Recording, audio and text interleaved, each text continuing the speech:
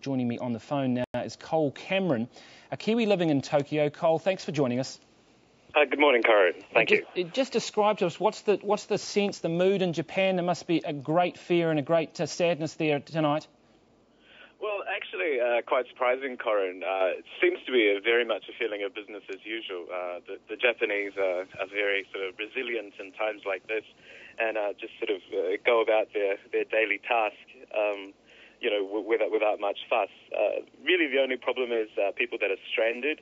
And after a few hours after the quake striking, a few timbers were starting to fray. But generally, everyone's pretty quiet, pretty calm, and just getting on with their daily tasks. Cole, explain to us what it was like for those in Tokyo.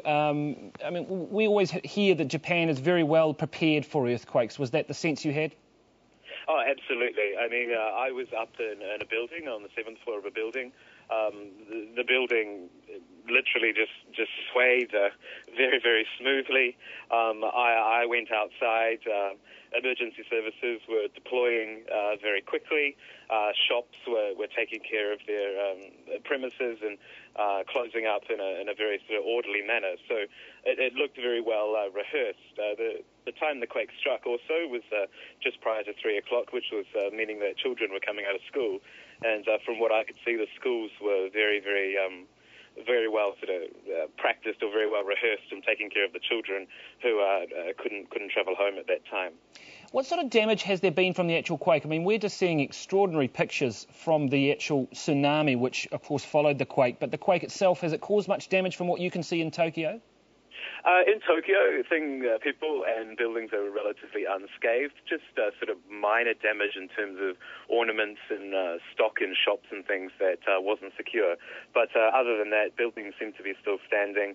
I am not aware, at least in the areas that I can access, that there's any injuries.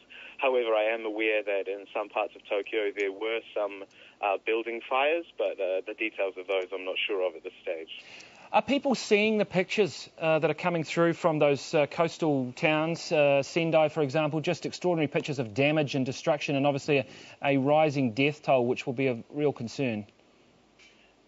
Sorry, I didn't catch that. I mean, are people grasping, I guess, the extent of this tragedy where you are? I mean, given the pictures that we're seeing from those coastal towns?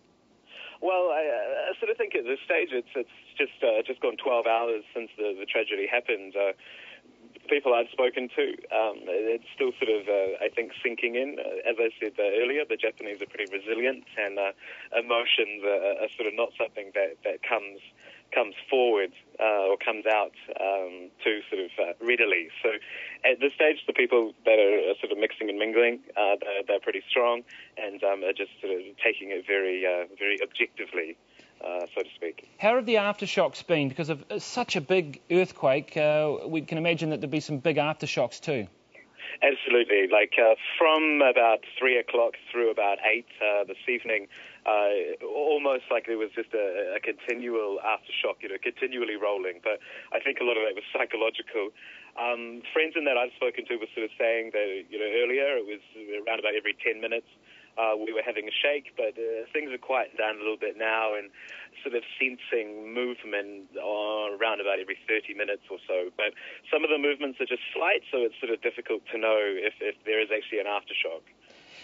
What happens now? I mean, it's not a working day tomorrow, but are people being advised to just stay in their homes, stay away from the city? Has there been any messages to you? Absolutely. I mean, the number one advice is for people to stay put. There's a lot of people stranded, my co-workers are actually asleep in various offices around Tokyo tonight, and we're keeping in touch by email because the phones are a little bit dodgy. So I imagine sort of as the Japan wakes up to Saturday morning, people will start thinking about how they're going to get home.